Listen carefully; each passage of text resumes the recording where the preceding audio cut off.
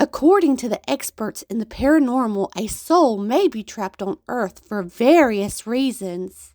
If you believe in such things, perhaps no other place should be more haunted than the Frankfort Cemetery. This Kentucky cemetery was one of the first garden cemeteries in the United States, second only to Massachusetts' own Mount Auburn Cemetery. The reason I suggest this as a possible haunted location is because of the cemetery's first guest, the Boones. The Boones were removed from the location of their choosing, which overlooked the Missouri River, and moved here decades after their deaths. This was done as a way to outsell the area's previous two cemeteries, as well as gain national publicity. The reinterment alone brought 20,000 people to the area. Besides disturbing Daniel and Rebecca Boone's eternal slumber, their bones were brought here to a state the Boones never wished to return to. This was due to the Boones being treated wrongly in Kentucky. They ended up losing all of their lands in Kentucky because of some bad deals, and in other cases failing to properly register land claims. Daniel was also accused of making bad surveys and was sued. This caused him to even receive some death threats, which helped in the family's decision to move. Later, due to his Kentucky debtors, he even lost his lands in Missouri and became a penniless widower, living on the charity of his two sons. As a result, Daniel vowed never again to go to Kentucky, yet here he is today. If that is not enough evidence of why Daniel Boone may want to roam these grounds, consider this. Rebecca was buried 15 years before Daniel. In that time, it is said the space beside her was filled, and thus Daniel was buried at her feet.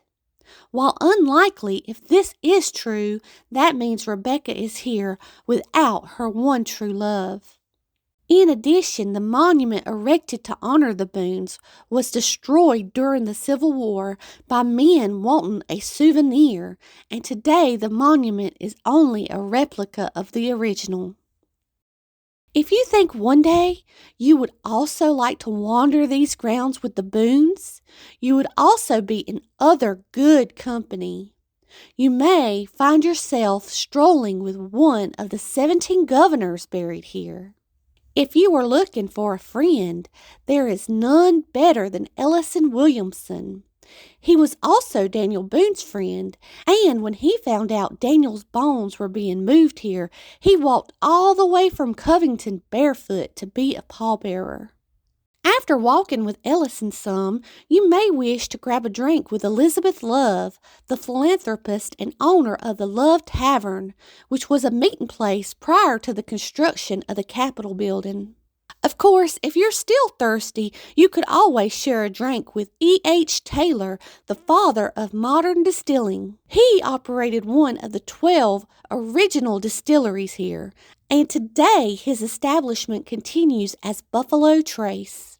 Perhaps you'll end up in the Catholic section, reading the names of the hometowns of which the Irish immigrants came, and admiring some of the Celtic knots, vines, and lilies carved by Ireland's own Richard Lynch. While here, you could also study the art of painting and poetry with Paul Sawyer or Robert B. Williamson, a watercolorist and author of the poem Remember the Maine. Of course, if you are fascinated in military history, you will be able to learn more than you ever imagined. You should haunt the State Hill under the massive, impressive Italian carved monument. While there, you may meet General Buckner Jr., the highest ranking officer in World War II. Or Presley O'Brien, a first lieutenant in the Marine Corps, who was presented a sword for his bravery at the Bay of Tripoli. Because of him, after 1825, the Marine Corps officers adopted a similar sword as a part of their formal uniform.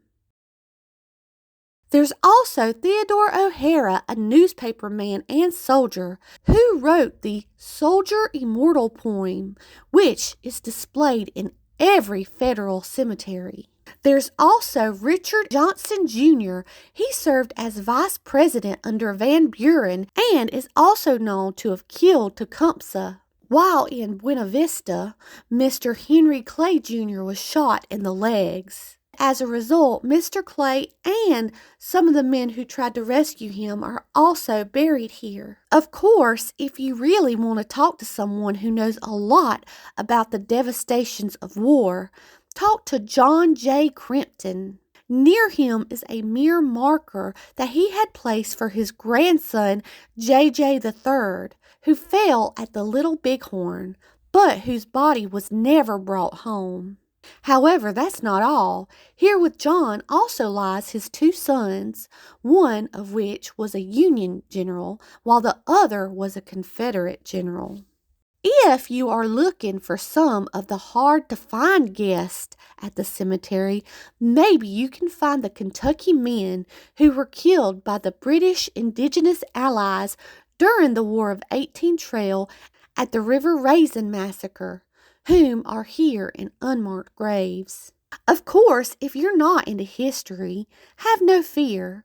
You can always meet the man who owned the first garage in Frankfort, or travel over to the Alexander family, who were important figures in the early day of thoroughbred racing in Kentucky. During your haunting, if a storm comes up, you can simply go to the only vault on property, which belonged to the Tribule family. While here, perhaps they will take you to their home, which I hear is still standing and quite beautiful. Later on, if you get lonely and are looking for a date to keep you warm on those cold nights, see if the beautiful Elizabeth Ann Hewitt of WWE fame is available.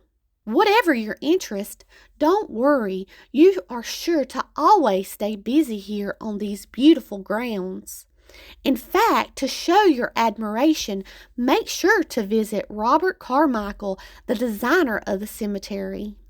After hearing about only some of the wonderful people that call Frankfort Cemetery home now, I am sure you're wondering about availability. Well, don't worry, it is estimated it will not be full until 2060, so plan accordingly. Whether you come to visit Frankfort Cemetery now as a tourist or during your afterlife, you are sure to enjoy yourself at a place which has rightfully earned the name as the Westminster of Kentucky. If you enjoyed this video, please like it, and as always, thanks for watching.